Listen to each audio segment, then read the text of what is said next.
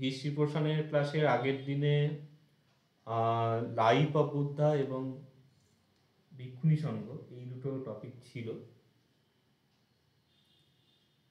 তো তার মধ্যে লাইফ অফ বুদ্ধা 23-এ এসেছে। যাই হোক, এসেছে বলে কেউ বাদ দেবে না, ওটা ভালো করে পড়বে। রিপিটেশনও হয় কিন্তু অনেক ক্ষেত্রে, 23-এ জিনিসটা 24-এ দিয়েও দিতে পারে, তো মোটামুটি দেখে রাখবে। তো আজকে হচ্ছে সেকেন্ড ক্লাস আছে, যেটা ইউনিট 1-এর সেকশন 2 এর বিষয়। 2B বলে এটা লেখা হয়েছে সিরিজের নাম। আচ্ছা, এখানের টপিক হচ্ছে প্রি বুদ্ধিস্ট ইন্ডিয়া, মানে বৌদ্ধ পূর্ববর্তী ভারতবর্ষ। বৌদ্ধ পূর্ববর্তী বললেও অ্যাকচুয়ালি কোশ্চেনটা kind of at the time of rise of Buddhism এইভাবে থাকে, মানে বুদ্ধিজমের সময়েতে। সময় মানে ওই আগে বা সমকালীন এরকমই অর্থ বোঝাচ্ছে। তো এখান থেকে মোটামুটি 3টে বিষয়ের প্রশ্ন থাকে। একটা হচ্ছে যে বুদ্ধের সমকালে ভারতবর্ষের ধর্মীয় পরিস্থিতি, রাজনৈতিক পরিস্থিতি এবং আর্থসামাজিক পরিস্থিতি, সোশিও ইকোনমিক কন্ডিশন, এইগুলোর ওপর কোশ্চেন থাকে। এই কোশ্চেনগুলো মোটামুটি ভালো প্রশ্ন, এগুলো আমাদের গ্র্যাজুয়েশনে এমএতে ফ্রিকোয়েন্টলি আসতো, মানে প্রতি সালে religious condition, political condition, socio economic condition, এই 3টে থেকে একটা প্রায় আসতো। বিসিএসে ওটা অতটা আসে না, তাও মোটামুটি এই যে 18-তে এসেছে, 16-তে এসেছে, 5-এ এসেছে রিলিজিয়াস কন্ডিশন। এরপরে 14 এসেছে, এটা কি সোশ্যাল কন্ডিশন যেটা। আর লাস্টে হচ্ছে পলিটিক্যাল কন্ডিশন, 13 এসেছে। এরপরে আমি বলেছিলাম এটা 19-এর পরে আপডেট করা হয়নি, মানে 23 থেকে 20 সাল, এইগুলো প্রত্যেকে প্রিভিয়াস 4 সালের কোশ্চেন দেখবে যে এই টপিকগুলো থেকে কি কি এসেছে বা আসেনি, তাহলে একটা মনে মনে বল পাবে। এছাড়া সাজেশানটা আমি গ্রুপে দিয়েছি, যাদের সাজেশান নেই বা হয়তো পরে জয়েন করেছে বলে পাওনি, তারা ইনফর্ম করবে, আমি তাকে পাঠিয়ে দেবো সাজেশানটা। তো সাজেশানটাও দেখবে, কোশ্চেনগুলো দেখবে, মানে সাজেশানের ভরসায় পড়াশোনা করবে না। আর আমার মনে হয় একটু পরিশ্রম করে টোটাল সিলেবাসটা কভার করে নেওয়া যায়।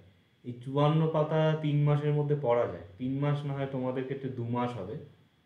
2 মাসের মধ্যে একটু খেটে খুঁটে তৈরি করে নিলে এই 100 নম্বরের মধ্যে 100 পুরো হাতে। তো চেষ্টা করো সবটা তৈরি করে রাখার। আচ্ছা, এই জায়গা থেকে আমি একটু শর্টে বলবো, তার কারণ হচ্ছে একটু সময় কম আছে। এছাড়া আই থিঙ্ক এটা প্রিভিয়াস রেকর্ডিংও আছে, এই যে ফুটনোটে দেয়া আছে, এই প্লে লিস্টের এত নম্বর ভিডিওতে আছে। তো তোমরা পারলে পড়ার আগে ওটা প্রায় 1 ঘন্টার মতো ভিডিও, ওখান থেকে দেখে নেবে। আমি এখানে থিওরিটিক্যাল জায়গাগুলো খালি টাচ করে যাচ্ছি। আর আর একটা যেটা বলেছিলাম, যে যে শব্দগুলো বুঝতে পারবে না সেগুলো জিজ্ঞাসা করবে পরের দিনের ক্লাসে। আচ্ছা, এখানে কোশ্চেনটা হচ্ছে right an informative note on the religious condition prevalent in northern India at the time of rise of Buddhism. মানে বৌদ্ধ যুগের সমকালে ভারতবর্ষের ধর্মীয় পরিস্থিতি কীরকম ছিল। তো বেসিক্যালি ধর্মীয় পরিস্থিতি অর্থে প্রথমত তো এখানে সেই সময় সে ভারতবর্ষে যে বৈদিক রিলিজিয়ান প্রচলিত ছিল, বৈদিক ধর্ম, সেইটির একটি পরিচয় দিতে হবে। এবং সেই সময়ে ইতিহাসে যেটা সোকল প্রতিবাদী আন্দোলন বলা হয়, মানে জৈনিজম, আজীবক ইত্যাদি ইত্যাদি, এরা ছিল। তো একাধারে এটাকে বলা চলে যে যারা ছিলেন, যে গৃহ থেকেই ধর্ম চর্চা করতেন, যাগযজ্ঞ বা শাস্ত্রচর্চা, জেনারেলি তারা হচ্ছেন সে সময় ব্রাহ্মণ। আর যারা গৃহত্যাগ করে পরিব্রাজক সন্ন্যাসী হয়ে করতেন, তারা শ্রমণ নামে পরিচিত হতেন। শ্রমণ পরিব্রাজক এটা একদিকে হিন্দুদেরও ছিল, আবার বৌদ্ধ, জৈন, আজীবক ইত্যাদি তাদেরও ছিল। তো কালেকটিভলি সে সময় ভারতবর্ষের যারা স্পিরিচুয়াল লিডার বা স্পিরিচুয়াল থিঙ্কার, তারা একদিকে হচ্ছে ব্রাহ্মণ যারা গৃহস্থ, আর আরেকটা হচ্ছে শ্রমণ, অর্থাৎ যারা গৃহত্যাগী সন্ন্যাসী, তো কালেকটিভলি তাদের শ্রমণ ব্রাহ্মণ বলা হতো। এটা লিখছে না কেন?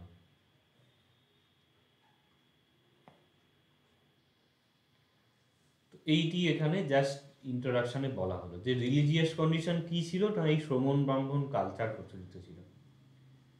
এরপরে ব্রাহ্মণদের যে বিষয় সেইটি বলা হচ্ছে। ব্রাহ্মণ ধর্ম সেটি যে সেখানে ছিল, বর্ণাশ্রম ছিল। বর্ণাশ্রম কি তোমরা জানো? এছাড়া চতুরাশ্রম ছিল। তো বর্ণাশ্রম এবং চতুরাশ্রম এই দুটির কথা বলা হয়েছে। এছাড়া মানে যে স্বর্গীয় সুখ লাভ বা ইত্যাদি, মানে এইটি করলে এইটি লাভ হবে, যেটা সকাম কর্ম বলা হয়, যে যজ্ঞ করলে স্বর্গ লাভ হবে বা এইটা ভালো হবে ওইটা ভালো হবে, সেগুলো ছাড়াও ত্যাগের যেটা সাধনা মোক্ষ বলা হয়, সেইটিরও একটা প্রচলন ব্রাহ্মণ সমাজে ছিল। যে উপনিষদের মধ্যে যে এগুলো আছে, যে এইগুলো যে মানে যাগযজ্ঞ ইত্যাদির যে ফল, পাপ পুণ্য, এগুলো ক্ষণিকের। এর কর্মফল শেষ হলে আবার মর্তে জন্মগ্রহণ করতে হবে। সুতরাং এই অনিত্য বিষয়ের পিছনে না গিয়ে যে ব্রহ্মের উপলব্ধির যে ধারণা প্রচলিত ছিল, এই বিষয়টি বলা হলো। এগুলো খুব শর্টে লেখা আছে। আর অন্যদিকে শ্রমণ সম্প্রদায়ের যে বিষয়, উপরে ব্রাহ্মণ সম্প্রদায়ের বিষয়ে বলা হলো, সেখানে বলা আছে যে এনারা গৃহত্যাগ করে এদের এক একটা সম্প্রদায় তৈরি হতো। তারা সংখ্যা ছিল 6টা। তাদের শাস্তা বলা হতো পালিতে, 6জন শাস্তা। শাস্তা মানে হচ্ছে টিচার। তো এনাদের যে মতবাদ সম্পর্কে দু চার কথা বলা হয়েছে, যে তাদের মতবাদের কিছু কিছু লক্ষণ উপনিষদে পাওয়া যায়। তাদের অনেক ধনী গৃহস্থ বা রাজা প্রভৃতি তাদের শিষ্য হতেন। তাদের কথা আমরা পাই দীর্ঘনিকায়, মিলিন্দ প্রশ্ন, কথাবস্তু ইত্যাদি গ্রন্থগুলোতে। এছাড়া জৈন গ্রন্থগুলোতে এই যে শাস্তা, যারা শাস্তা মানে হচ্ছে গুরু বা টিচার, তাদের কথা অন্যান্য জায়গায় পাওয়া যায়। তো এদের নাম অনেকে তোমরা ইতিহাসে পড়েছো, যেমন পূরণ কাশ্যপ, না হোক মক্ষলী গোসাইয়ের নাম তো শুনেছো। তো এদের পরিচয় দেয়া হয়েছে। পরিচয় যে দেয়া হয়েছে সেখানে কি আছে, এক হচ্ছে তার একটা যে নিজস্ব বিষয়ে বলা হয়েছে, যে পুরাণ বলতে কি বোঝায়, কাশ্যপ বলতে কি বোঝায়, এবং তার কি থিওরি প্রচলিত ছিল। তিনি অক্রিয়বাদী ছিলেন। তার মতে আত্মা হচ্ছে নিষ্ক্রিয়, সে সুকর্ম বা দুষ্কর্ম কোনো কিছুর ফল ভোগ করে না। তাই পুণ্যানুষ্ঠান কিংবা পাপের ফল কেবল দেহই ভোগ করে, আত্মা না। তার মানে ক্রিয়া যে পাপ পুণ্য তার কোনো তাৎপর্য নেই। সেই জন্য তিনি অক্রিয়া, মানে ইনি আরও এক্সটেন্ড করে বলছেন যে কেউ যদি গিয়ে দান ধ্যান করে সেটারও কোনো ফল নেই, আবার কেউ যদি হত্যা করে সেটারও কোনো ফল নেই। তো এই জন্য অক্রিয়বাদী, ক্রিয়াতে যিনি বিশ্বাসী না। এই আর সেখানে বলা হচ্ছে যে তিনি জলে ডুবে আত্মহনন করেন, তার যে কীভাবে জীবনাবসান হয়েছিল এই প্রসঙ্গ বলে। খুব শর্টে আছে এবং এফেক্টিভ, মানে এখানে কোনো বাক্যই বাদ দেওয়া যাবে না।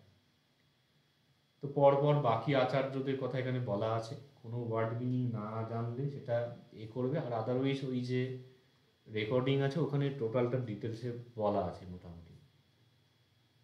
আর না হলে কারো যদি খুব মুখস্থ করার টেকনিক থাকে, অনেকেই আছে না বুঝে মুখস্থ করে দেয়, সেইভাবেও করতে পারো। তো পরপরে এই যে অজিত কেশবঙ্গলী, এর নাম হয়তো শুনেছ। ইনি ওই যে চারবাকপন্থী ছিলেন। এরকম পরপর প্রকুত কাত্যায়ন, সঞ্জয় বৈরট্টিপুত্র এবং নিগন্থনাথ পুত্র, মানে যিনি মহাবীর জৈনদের তীর্থঙ্কর ছিলেন, তার কথা বলা হয়েছে। আচ্ছা, এই একটা ভুলবশত 23 আছে, এটা 24তম তীর্থঙ্কর হবে, কারেকশন করে নেবে। তো এই বিষয়গুলো এখানে বলা হয়েছে। শেষে বলা হচ্ছে যে এছাড়াও অহেতুবাদী, ঈশ্বর কারণবাদী, পূর্বকৃতবাদী ইত্যাদি আরও বেশ কিছু রিলিজিয়াস থিওরি পালি সাহিত্যে দেখা যায়, যেগুলোকে বুদ্ধ মিথ্যা দৃষ্টি বলে উল্লেখ করেছেন। দৃষ্টি মানে হচ্ছে ভিউ, এখানে চোখের দৃষ্টি না, মনের দৃষ্টি, রং ভিউ, এইভাবে বলা হয়েছে। তো এই হলো রিলিজিয়াস কন্ডিশনের বিষয়। এখান থেকে কারো কিছু প্রশ্ন আছে, তোমাদের কৌতূহলবশত কিছু জিজ্ঞাসা করতে পারো, কিন্তু প্রাসঙ্গিক বিষয় জিজ্ঞাসা করবে। স্যার অব্যয় মানে কি এখানে? ব্যয় মানে হচ্ছে কি, খরচ। ইন জেনারেল হ্যাঁ। বাংলায় আমরা বুঝি খরচ মানে হ্যাঁ। যেটা চলে যাচ্ছে, বিনাশ। অ্যাকচুয়ালি ব্যয় হ্যাঁ। অর্থে বিনাশ হওয়া, অব্যয় মানে যেটার বিনাশ নেই, অক্ষয়। ক্ষয় ব্যয় বলে না, যে এটার ক্ষয় ব্যয় নেই, এই ক্ষয় ব্যয়ের মধ্যে তো খরচ বোঝায় না, বিনাশ বোঝায়। আরেকটা শব্দ আছে বেদ বিহিত বা কর্ম বিহিত, বলছে যে বিহিত মানে কি? বিহিত মানে হচ্ছে বিধান শব্দটা হয় না, মানে বেদের বিধান অনুসারে। বেদ বিহিত ধর্ম মানে বেদের বিধান অনুযায়ী ধর্ম।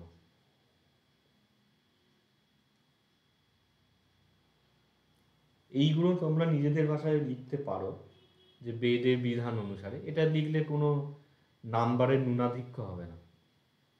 মানে মেন ব্যাপার হচ্ছে স্টেটমেন্টগুলো যাতে ঠিকঠাক থাকে, কন্টেন্টগুলো যাতে ঠিকঠাক থাকে, যেন কোনো কিছু বাদ না যায়। এবার কেউ সরল ভাষায় লিখলো, তাতে কোনো সমস্যা নেই। জৈন ধর্মে কৃচ্ছা সাধনের প্রবণতা বৌদ্ধ ধর্মের থেকে বেশি। কৃচ্ছা সাধন না লিখে যে কঠোর তপস্যার প্রবণতা বৌদ্ধ ধর্মের বেশি, এই ভাষায় লেখা যায়, এতে কোনো অসুবিধা নেই। আচ্ছা, আর কিছু জিজ্ঞাসা আছে, নাহলে আমি সেকেন্ড নোটটা বলবো। ঠিক আছে।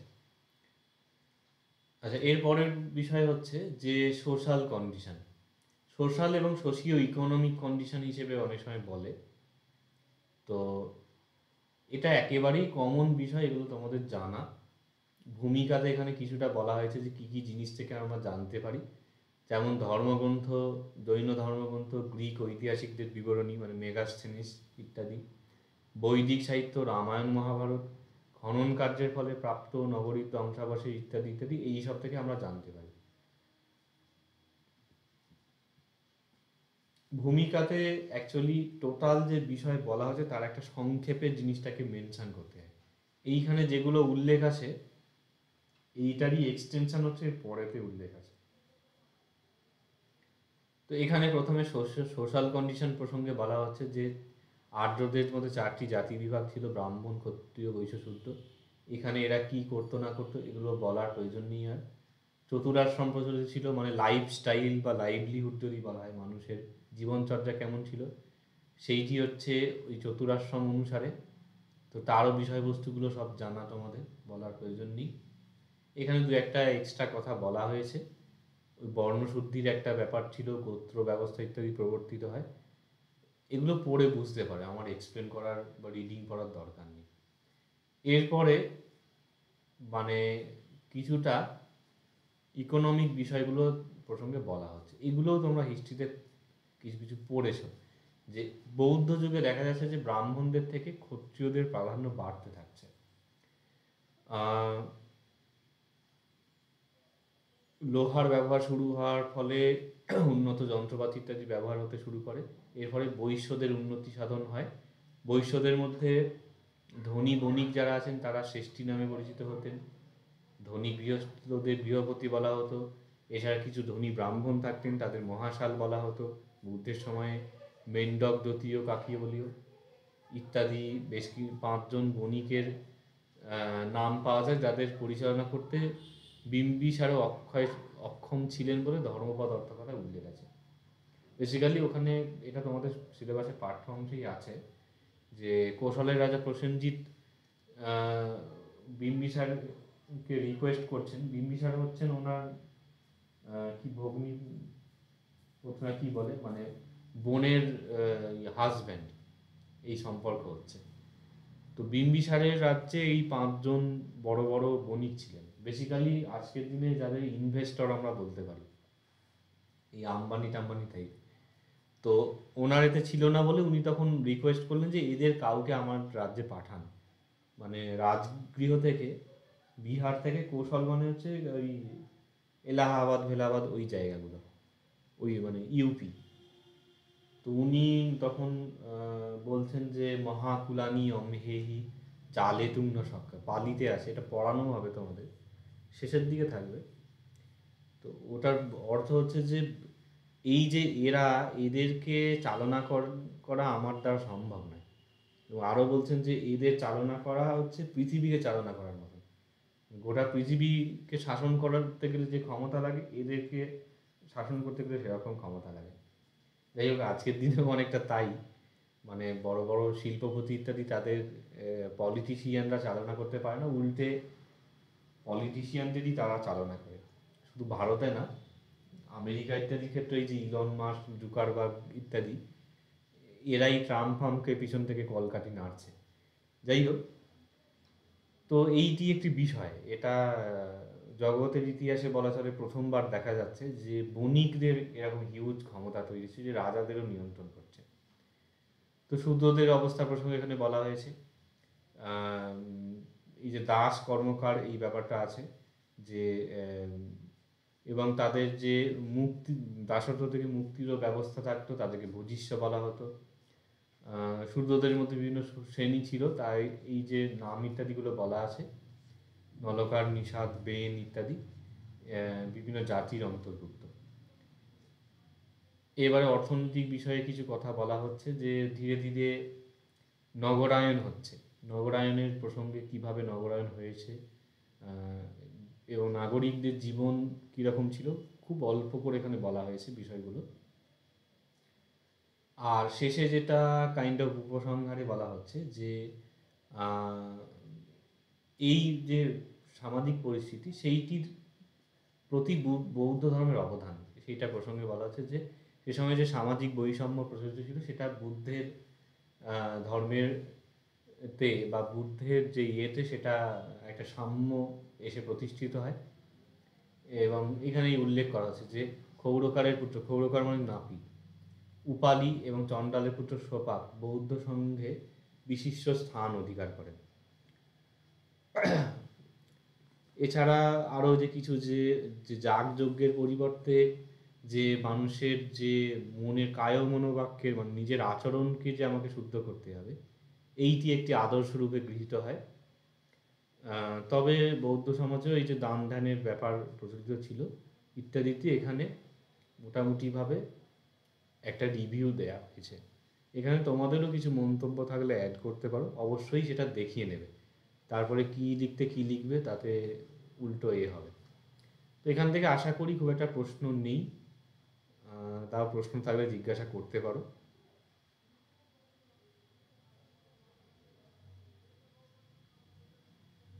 আচ্ছা, ঠিক আছে। লাস্ট হচ্ছে পলিটিক্যাল কন্ডিশন। এই কোশ্চেনটা বহুকাল ধরে দেয়া হচ্ছে সাজেশানে, কিন্তু আসছে না। এবারে কি হবে কে জানে। তো এটা হচ্ছে রাজনৈতিক পরিস্থিতি বৌদ্ধ যুগে কী ছিল। এখন অবভিয়াসলি এটা তো তোমরা জানো যে সেই সময় ভারতবর্ষ ওই ষোড়শ মহাজনপদ তখন গঠিত হয়েছে। সেই বিষয়গুলোই এখানে বলা হচ্ছে এবং আনুষঙ্গিক আরও কিছু বিষয় আছে।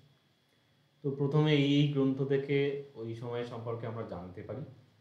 সেই সময়ে কিছু ক্ষুদ্র ক্ষুদ্র স্বতন্ত্র রাষ্ট্র বিদ্যমান ছিল, যেমন এই যে ষোড়শ মহাজনপদ নামে পরিচিত। এইগুলো এবার এখানে বলা হচ্ছে। অঙ্গ কোথায় ছিল, বিহারের যে ভাগলপুরের মুঙ্গের পূর্ণিয়া জেলার দক্ষিণাংশ, মগধ কোথায় ছিল, কাশী, কৌশল ইত্যাদি, এগুলো জানো তোমরা। এখানে অ্যাড করলে করতে পারো, সেটা হচ্ছে কে রাজা ছিল এবং কি রাজধানী ছিল। যেমন অঙ্গের ইয়েতে অঙ্গ তো বিম্বিসার দখল করে নিয়েছিলেন। অঙ্গের রাজধানী ছিল চম্পা। মগধের রাজধানী ছিল রাজগৃহ এবং মগধের রাজা ছিলেন বিম্বিসার। কাশী এবং কোশল এর সম্মিলিত রাজা ছিলেন প্রসেনজিৎ। কৌশলের রাজধানী ছিল শ্রাবস্তী। এই জিনিসগুলো অ্যাড করতে পারো। কোথা থেকে অ্যাড করবে? বৌদ্ধ ধর্মের ইতিহাস যে বই আছে মণিকুন্তলা হালদারের, ওই বইয়ের প্রথম চ্যাপ্টারেই দেখবে এই রাজনৈতিক পরিস্থিতি বলে নোট আছে। সেইখানে কাশী কোশাল বলে অনেক লম্বা চওড়া লেখা আছে, ওইখানে থেকে এই ইনফরমেশনগুলো পাবে। তাছাড়া এমনিও তোমরা হিস্ট্রি থেকে পেয়ে যাবে অনেক কিছু, যে কোনটা কোথায় ছিল, কে রাজা ছিল ইত্যাদি। এই এখানে আমি আর কিছু বললাম না।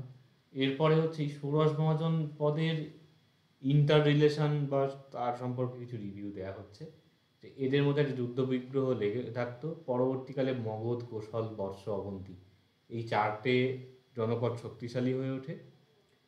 আহ, এদের অবস্থানগুলো প্রসঙ্গে বলা হচ্ছে, কোথায় ছিল কোথায় ছিল না, উত্তর ভারতে কী ছিল, দক্ষিণ ভারতে কী ছিল, ইত্যাদি ইত্যাদি। এরপরে বলা হচ্ছে যে প্রজাতন্ত্র প্রসঙ্গে, এই দুটো প্যারাগ্রাফই ওই নিয়ে বলা হচ্ছে, দুটো না আরও বড় তিনটে প্যারাগ্রাফে এই নিয়ে বলা আছে যে প্রজাতন্ত্র বা মানে গণতন্ত্র যাকে বলে, রাজতান্ত্রিক রাষ্ট্র ছাড়াও বালি সাহিত্যে দেখা যায় যে কপিলাবস্তুর শাক্য, সুমসুমার গিরির ভর্গ, অল্লকপের বুলি, এইসব নামগুলো আছে, এরা সব ছিল গণরাজ্য, মানে ভোটিংয়ের মাধ্যমে এদের রাষ্ট্র পরিচালিত হতো। এগুলো বলা হয়েছে। এছাড়া বলছে মানে ব্রিজিকুল বলা হয়, অষ্টকুল বলে, এরা একটা এদের মানে যুক্তরাষ্ট্রের মতন এদের একটা পরিকাঠামো ছিল, যে এরা স্বায়ত্তশাসন হতো কিন্তু টোটালের ওপর একখানা এদের সেন্ট্রালাইজড একটা ব্যাপার ছিল, ক্ষমতা কেন্দ্রীকরণ যাকে বলে। আর লাস্টে এটা ওই একটা বলা হয়েছে উপসংহারের মতন, যে এই প্রিভিয়াসলি যা কিছু বলা হলো, ষোড়শ মহাজন পদ এবং গণতান্ত্রিক যে রাজ্য সেগুলোকে বাদ দিলে পালি সাহিত্যে বেশ কিছু নগরের উল্লেখ পাওয়া যায়। তো যেমন কৌশাম্বী, সাকেত, শ্রাবস্তী, শ্বেতব্য, কপিলাবস্তু, কুশিনারা, এই সেই তাই ইত্যাদি। তো এইটা একটা মোটামুটি এখানে বলা হলো।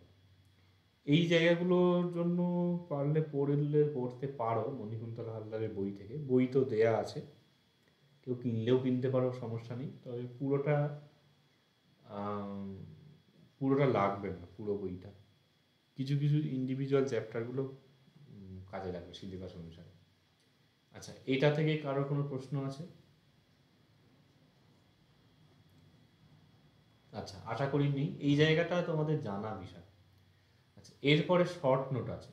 শর্ট নোট দেখো, রাজগৃহ, ওই পলিটিক্যাল কন্ডিশন রিলেটেড জিনিস, বিম্বিসার সিমিলার, অজাশত্রু তাই, বর্ষকার ওটাও কাছাকাছি জিনিস, মগধ, রাজগৃহ, আচ্ছা রাজগৃহটা এখানে দুবার হয়ে গেছে, পাটলিপুত্র, নালন্দা, এগুলো সবই ব্যক্তি রিলেটেড বিষয় এখানে আছে। এবং এই অজাশত্রু বিম্বিসার হচ্ছে ব্যক্তি বলছে, স্থান বিষয়ক, এরা দুজন তিনজন আছে ব্যক্তি বোঝাচ্ছে।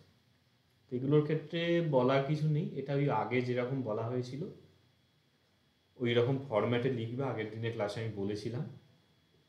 এখানে অনেক প্রপার নাউন আছে, এই যে বৈপুল্য, বৈভার, পাণ্ডব, বৃদ্ধকুট, ঋষিগিরি, এই 5টি পর্বত ছিল। প্রপার নাউনের ক্ষেত্রে তো কিছু করা যায় না, এই নামগুলো এইভাবেই তৈরি করতে হবে। বৃদ্ধকুট, ন্যাগ্রধারাম, চৌরপ্রপাত ইত্যাদি ইত্যাদি। তো এখান থেকে পড়বে, কিছু অসুবিধা হলে জিজ্ঞাসা করে নিতে পারো। আচ্ছা, ওভারঅল এখান থেকে কিছু জিজ্ঞাসা আছে?